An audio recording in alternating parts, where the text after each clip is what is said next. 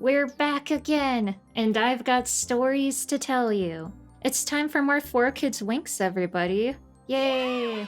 Today we'll be going over episodes 21 and 22 of Season 1, The Frozen Palace and Mission to Cloud Tower.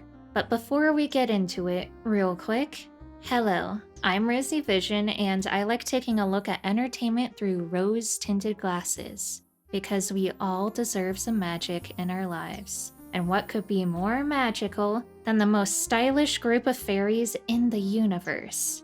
If you'd prefer to listen to an audio-only version of this video, then check out the It Feels Like Magic podcast. It's available on Google, Apple, Spotify, and it even has its own YouTube channel. So check that out if you're interested. Now let's go ahead and get started, shall we? Watch the dub and open my mind. Believe in 4Kids. Time to unwind. Can it be true? Let's wait and see if 4Kids stuff can do everything amazing. Rewatching Winx, rewatching Winx, come join the fun. Rewatching Winx, rewatching Winx, rewatching Winx. Let's have some fun. Rewatching Winx. Episode 21, The Frozen Palace. Last time we left off, the Winx were journeying to Sparks in order to try to find Bloom's lost powers. And in the process, Bloom got separated from everyone else and fell into a chasm. And surprise, surprise, guys, Bloom survives, all thanks to the power of fashion, according to the 4Kids version anyways. Bloom finds herself within the castle walls of Sparks and starts recognizing things. And shortly afterward, she is reunited with the Winx. But then they start getting chased by a bunch of ice creatures. But then the specialists crash the party and end up saving the day. Sort of. They work together and are able to beat the elements, but alas, they still do not have the answer to solving Bloom's problem. And that's everything you need to know about the episode. So let's talk about it, shall we? First things first, we got a little bit of a lore nugget of information here.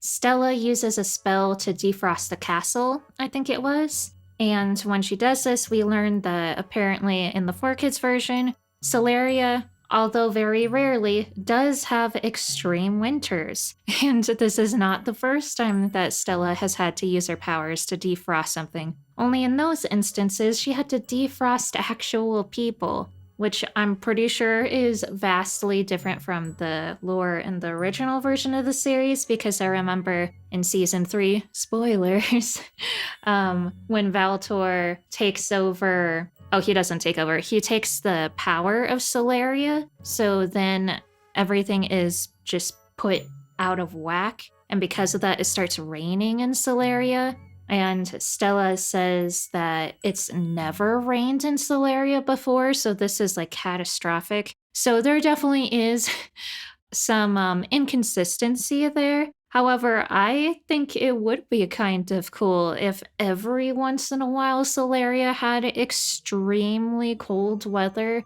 to kind of balance out the way that their weather works. But yeah, just the more you know, I guess. I have mentioned this before, but I absolutely love whenever whoever's in charge of the music uses variations of the main 4Kids theme.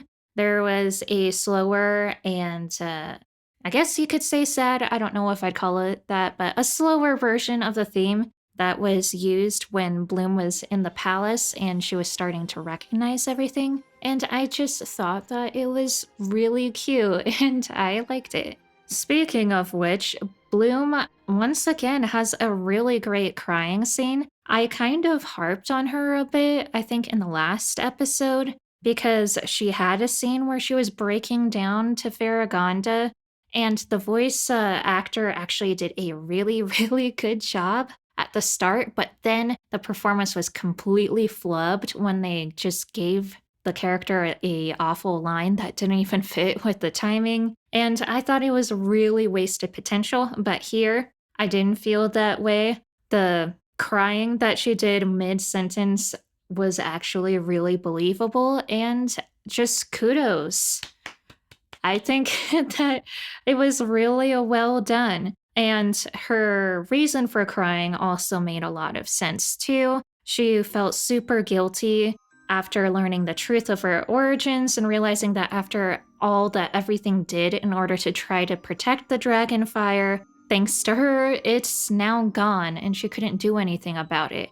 And I can't remember how similar the dialogue is in the original, but just going off of what we have here, I thought it was a really well handled scene. So props to 4Kids.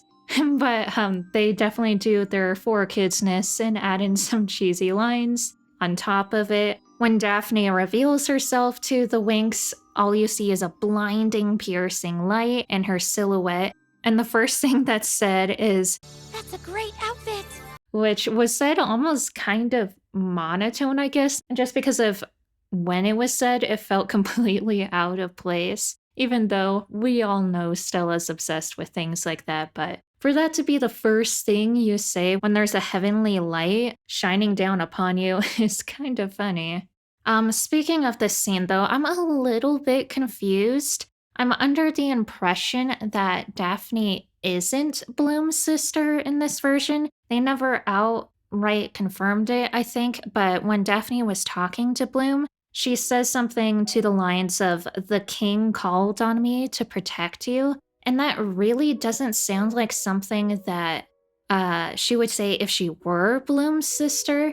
Like, why would she feel like she was obligated to help her, and why would she call her own father the king and just leave it at that? So I'm really confused on that. I can't remember if it was confirmed or not that Daphne was her sister in this version before, but it's not seeming likely in this episode at least, which I'm not sure why they would cut that.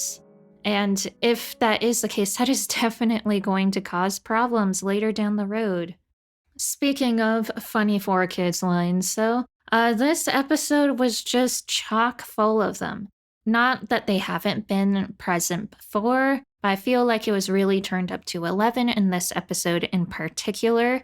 It felt almost akin to how superhero shows and movies and comics and that sort of thing have banter back and forth and funny lines, I guess you'd call them. A bit subjective, though, between the villains and superheroes. And it was all one way because it was just the Winx against monsters who couldn't talk. But there was tons of that. And normally, I don't like that sort of thing. I've only seen a little bit of Miraculous Ladybug, but I really wanted to like it more than I did when it first came out. And a part of the reason why I wasn't able to fully latch onto it was because of how heavy they went with those stupid cheesy lines. And I know it was because it was trying to pay homage to Western comic culture and that sort of thing, but it just got under my skin and made me feel uncomfortable. However, I did not feel that way while watching this version of Winx Club, so hooray for that. I'll give you one example, I guess. The Winx are fighting against ice crab creatures, and Stella says, Oh, then let's make crab cakes. I know a great recipe. in context within the show and everything that 4Kids has built it up to be, it felt natural and just made me laugh. So that was nice. Oh, another line from Stella that I found funny is in the middle of the same fight, she says, Ice crabs are so gross. The only kind of ice I like is the kind you can wear.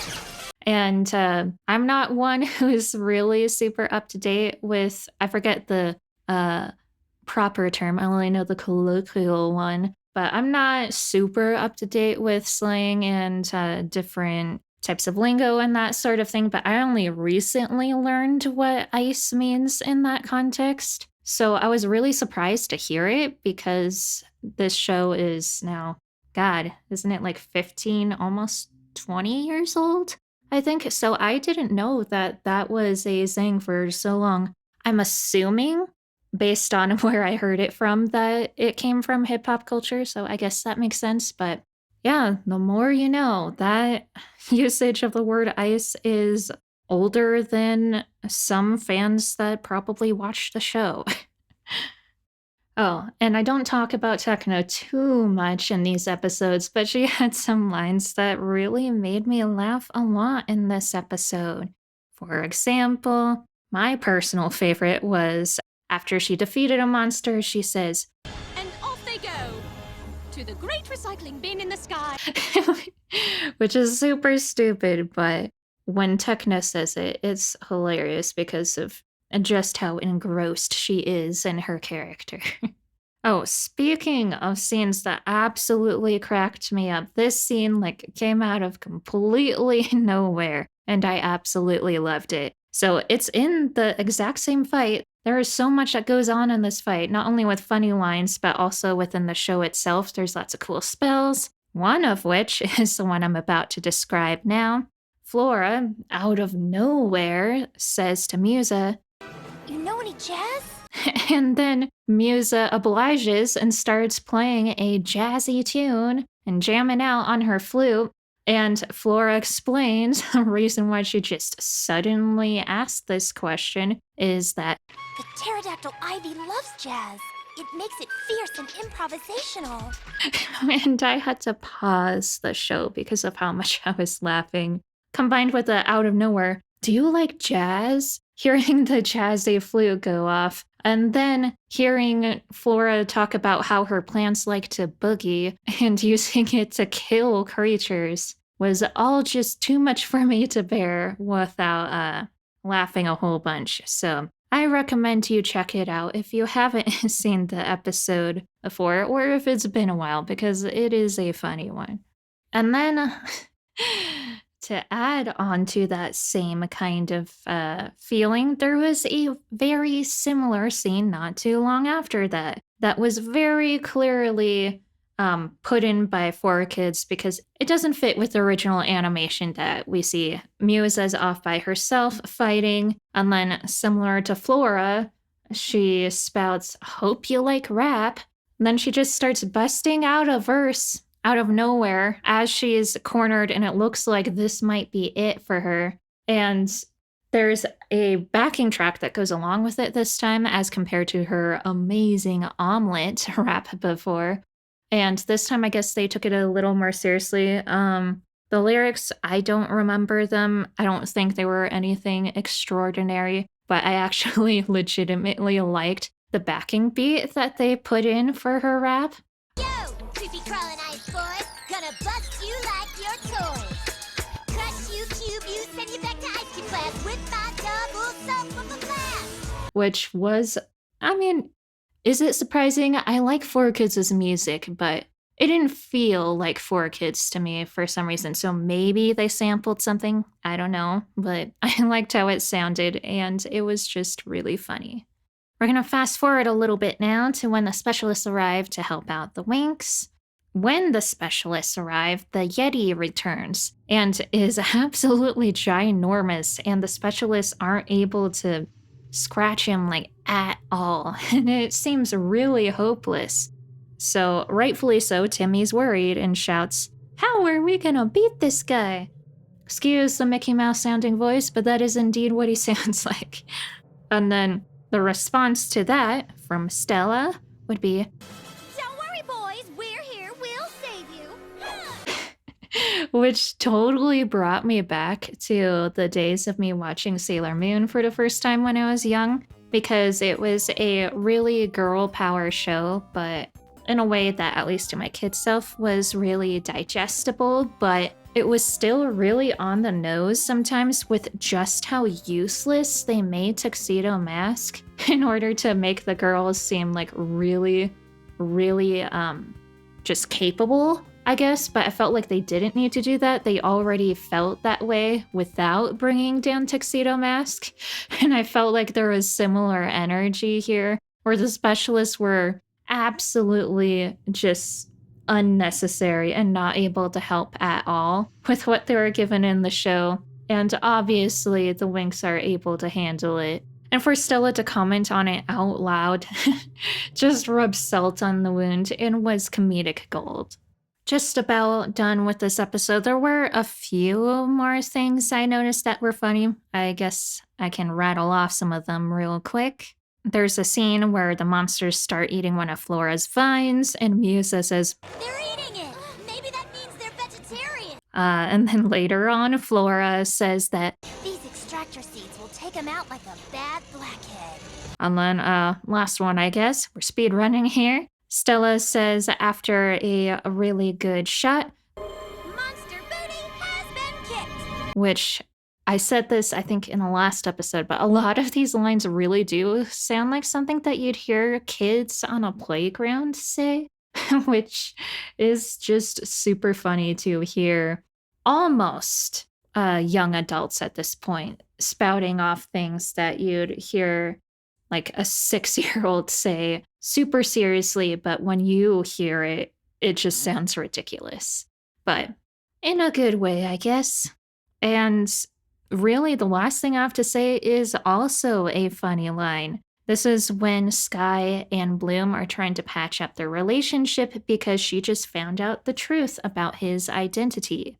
And after they make up, she says that Prince Sky is too formal for her, so can I call you something else? And I had no idea where this was gonna go. I thought maybe she was just gonna say, oh, well, just Sky maybe, or maybe a cute nickname or something like that. But no, I was completely wrong. She says, It's too weird to call you Prince Sky, so I want to call you something else. Like, how about, baby? which isn't that weird, but coming from a 4Kids perspective, it does feel really out of left field because of just how much they kind of, for lack of a better word, baby their audiences. And then Sky's response to that was super hilarious because it still has that like really juvenile feel to it. He says, That's cool. I like it, baby. but he doesn't say it how a normal person would say it. He says it more like a preschool teacher or like an excited camp counselor would say it. And it does not feel like the way that it was supposed to be taken, if this were real life at least. What are we doing? What our hearts have been telling us to do for a long, long time. Baby, you're my forever girl. So we ended out the episode on a laugh, which I am fine with. So after a quick transition, let's go into the next episode.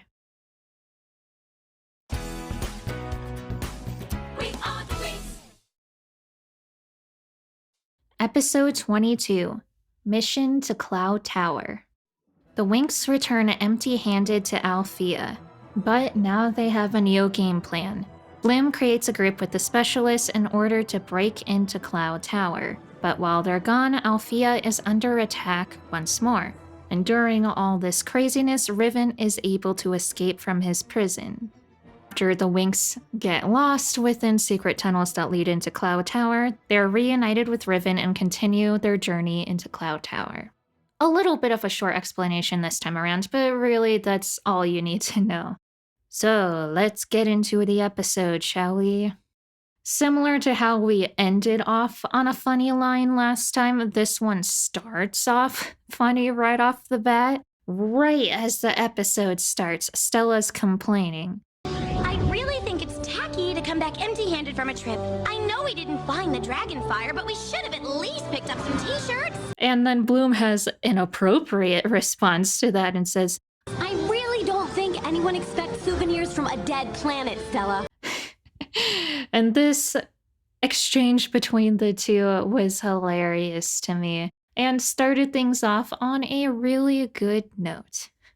Even though we're in like a really serious part of the show, this is probably the most stressful that things ever get in Winx Club. There were still tons of funny lines that 4Kids threw in, but I don't think it took away from anything. For example, not long after that opening monologue, I guess we could call it, we have a funny line from Farragonda, which I don't know if that's happened before, but Nut was apologizing because he felt like he really smelled because he's been battling a lot. To which Farragonda responds, Oh, it's fine. We have bigger problems than OBO right now. and I'm assuming OBO stands for ogre body odor, which is not a word I thought I'd ever hear in my life.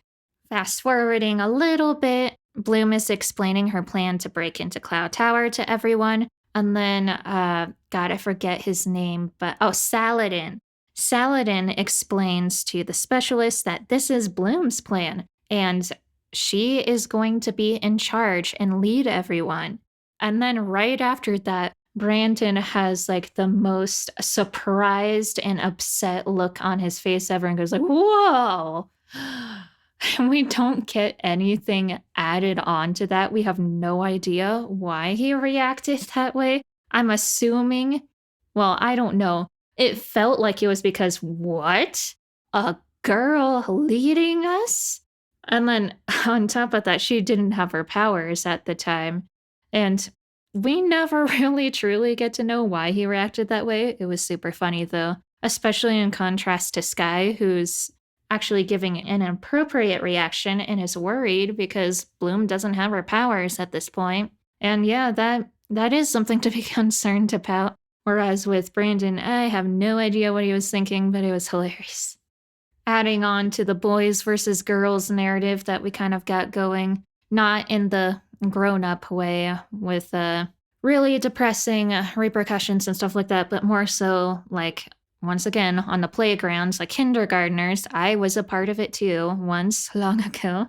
We get the Winx being super upset that they weren't chosen to go on the mission. And yeah, I can understand why they were upset. The specialists were kind of useless in the last battle. And I do like the specialists and think it was fun to see Bloom team up with them because it was a different dynamic, but I can see why they were upset. And they express this anger by saying, Come on, the boys! They can't protect you like us! And honestly, kind of true. I think the specialists are at times really wasted potential because I actually think they're really cool. The fact that we get these almost like fairy tale heroes, but with sci-fi-esque technology fighting alongside mythical creatures like fairies and ogres against witches is a super cool concept. And their high-tech weapons, along with the training that they receive, makes a really interesting combination. And sometimes the show pulls it off really well, and other times not so much, as we saw in the last episode. So it's understandable why, whether it be the Winx or the audience, that someone would think that they're kind of just useless. But I really do think that they have a lot of potential. And we did get to see a little bit of that in this episode, luckily. When Bloom is saying goodbye to the girls, there was something that also took me completely off guard. Tekna is crying for the first time, which is like a really sweet and emotional scene in the original. And it did start off that way for the 4Kids version, but then, as usual, it just kind of ended up in laughter because Tekna explains why she's crying. And in her words, not mine, she says she's crying because Bloom's chances of survival are so impossibly low. Sir, the possibility of successfully navigating an asteroid field is approximately 3,720 to 1. Never tell me the odds. Which is basically sentencing Bloom to death at this point, like inevitable, which was really funny, especially since 4Kids loves to censor the idea of death. That's why we have the Shadow Realm in Yu-Gi-Oh! So hearing her basically say, tough luck, you're probably gonna die, I'll miss you, peace, was really funny. Then a quick thing that was added, 4Kids likes to just put things in randomly that weren't there before. In this case, it was the Winx saying they're gonna do a protection spell for Bloom because they're worried about her. The scene literally lasts only like 5 seconds, but I thought I'd mention it because I thought it was cute. But we have even more funny lines coming here. We cut back to Riven, who's in his prison, and he's practicing what to say to Darcy, who he just broke up with. And he mumbles to himself, You follow Icy around like a wannabe. Nah, that won't work. And I really liked Riven in this episode. He was actually super duper likable. I can't exactly place what exactly changed here. He was at first just trying to practice what to say to Darcy, like he really wanted to get back with her. But throughout the episode, we see that he does realize that, man, I really messed up. And he just is really funny this episode. He's nice and is just really charming. And I did not see that one coming. I do really like his character, obviously not when he's a total butthead for no reason whatsoever. I have talked about his arc many times on multiple videos of mine. Long story short, I can understand why people don't like him. His relationship with Musa wasn't really that healthy, and he seemingly never learns from his mistakes. However, I do think that he had great potential as a character, and a lot of his downfall just had to do with writers, because his character arc was supposed to be in this moment of the episode, which is also something I'd like to talk about. Now to be a little bit negative, I guess. As I thought, they completely cut Riven's scene where he's being messed with by the tricks. And I totally saw that coming. I knew it was going to be the case, but I was still super bummed when it happened. I went over this part in great detail in the first part of my Darkest Moments of Winx Club video, because it's honestly one of the scenes that sticks with me the most out of the entire series, which is saying something considering there's like 8 seasons and several movies. As a quick recap, for those of you who either don't know because maybe you never saw the first few seasons, you're a 4Kids Only watcher, or maybe you just don't remember, what happens is that the tricks are just being ruthless and decide that they want to mess with Riven a bit just for fun. So they get inside his head. He is off on his own in prison and is feeling just awful because of what happened. He feels completely closed off from everyone. He tried to reach out to the tricks because he felt like his real friend stabbed him in the back, and then the tricks stabbed him in the back. And the only friends that he actually had probably hate him because of what he did, and he's just a complete wreck right now. And then the tricks start giving him visions of a monster. The monster has a really uncanny design. It looks almost like a swamp creature, I guess, and has red eyes and really scary jagged teeth with a huge mouth. And the creature doesn't attack him or anything, at least outright. What it does instead is that it mimics his movements in a really uncanny way. And this starts to really get to Riven because he feels like he himself is a monster right now. So he slowly gets more and more just unnerved by what's going on, and the monster even splits itself up and starts making copies of itself and surrounding him. And the scene concludes with Riven saying, "I'm not a monster," and looking it dead in the eyes. "I may have wronged my friends, but I still have a heart." I'm paraphrasing a bit here because it has been a while, but this scene is honestly one of my favorite scenes that I've ever seen from anything. I think it was a really, really cleverly done way to show just how torn up inside Riven was as a character, and how, yeah, he does mess up. He is awful sometimes. But at the end of the day, he's still just a person who is learning from his mistakes, and he can own up to them. And seeing the tricks completely take advantage of him like that, almost to the point of insanity, really goes to show just how evil and not in their right minds they were at the time. And the scene is super unsettling and just really mature, which is not something that is typically associated with shows like this. And this was supposed to be the start of Riven becoming a new man, essentially. He was awful before. He had this whole complex where he thinks the whole world is against him and that he can't trust anybody. And whenever he feels insecure about feeling like an outcast, he lashes out at people, which I don't think that we should forgive people just because we understand where they're coming from, but it is important to keep in mind. So at this point, we know what's going on with his psyche, and we know that he knows he messed up. And it's at this point when he's at his lowest that he picks himself back up, escapes from his prison, and then he reunites with the Winx and Specialist and apologizes humbly for what he did and tries to make it up in the best way that he can. And that would have been an amazing character arc if it had actually been followed through properly. But unfortunately, for whatever reason, the writers just kept on throwing stones at him over and over and over again, making him go back to his old ways, which, yeah, in real life, it's not so easy to change. You can have relapses, but even then, it still just didn't feel right. And even if it were more realistic, it wasn't satisfying, which is kind of important for a fictional story, even if it's not 100% accurate.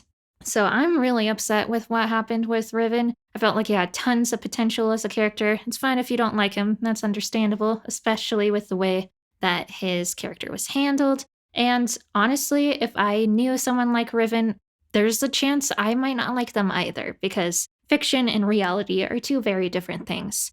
When we're watching a show, we're doing it from an outside perspective. We're looking down on everything, so it's easier to be objective and just empathize. And that's part of the reason why I really like media. And yeah, Riven's character was just done completely dirty. I'll stop with my tangent here, but it's a real shame that that scene was cut out from 4Kids. I knew they would because it was a bit too heavy, and I guess the imagery was too much for them or something. Yeah, just really sad that they cut it. I still think they did a really good job with Riven's character this episode. Like I said, he was super enjoyable to see, but it was a big bummer that they cut out that scene.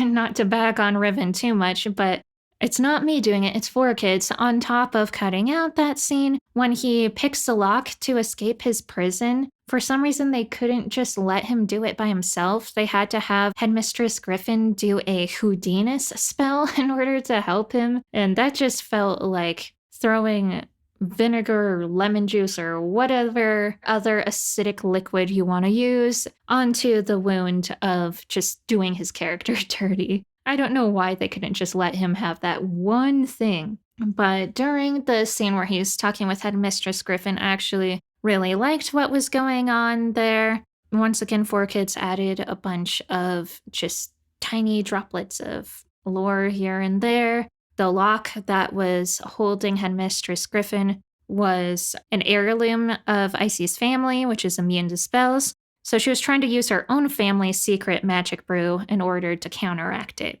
which is definitely different from the original, but it kind of adds this mystique to it, the fact that the witches have family secrets and weapons and stuff like that. That's really cool and sounds like something that'd be interesting to see explored more. And then when Riven runs off after talking to Headmistress Griffin, the way she's able to convince him is because he's being chased by biosentries. She says, "You'll rot if you touch them," which sounds new to me. I can't quite remember, but that is a really grotesque way to go, which surprised me for 4Kids. Speaking of the specialists, though, for some reason they kept on rattling off lessons they've learned in class, which is not something that they do that often in the original show. First, I thought it was kind of weird, but it was also kind of endearing, honestly, since they aren't given too much to do most of the time. And it's nice to see, like, hey, they're actually learning stuff and using it. They're not useless guys. My favorite was when Sky was, like, kind of nerding out on how Riven was able to escape, and then Riven explains himself. He says he used what he learned in strategies and battle class, Chapter 9 in particular. And then, as we're shown a montage of him escaping, we see him like fall after jumping out of a tower, and he explains, Luckily, I remembered how to use my cape for aerodynamic gliding from Survivor 101 freshman year. It was so overly complicated that it was hilarious, especially because of the fact that it was clearly kind of added in to make it seem like he knew what he was doing. He can jump out a window, but you shouldn't because you don't have a cape like he does. But somehow I don't think capes are able to do that considering what we've seen in The Incredibles. But this scene was actually really endearing. This is when Riven opens up to the Winx and Specialist and apologizes. And Sky says how he thought originally that Riven was kind of like a slacker. But then he says that Riven's probably the best student at school because of how impressed he was on how Riven was able to apply what he learned to his escape and survival, which was just super sweet and just made me want to let out an audible "aww." I really, really loved seeing the bond between the Specialists in the series, and I kind of wish that we got to see more of it because it just disappeared and didn't show up that often. We need more of it. There are a few other things I wrote down, like Icy called Bloom a powerless Dorkio. Stella wanted to take things slow with Brandon after what happened. Riven rides roaches like a wild bull and says, "Yeehaw." But for the most part, I think that's everything. So, yeah. And that'll do for today, guys. Thanks so much for watching. If you enjoyed the video, then please subscribe so you can join me for the journey to come. Once again, this was a really fun batch of episodes. Things are getting super intense, and there were lots of really funny lines. Next time we'll be going over episodes 24 of Season 1. I'll see you guys on the next one, and don't forget to keep a little magic in your life.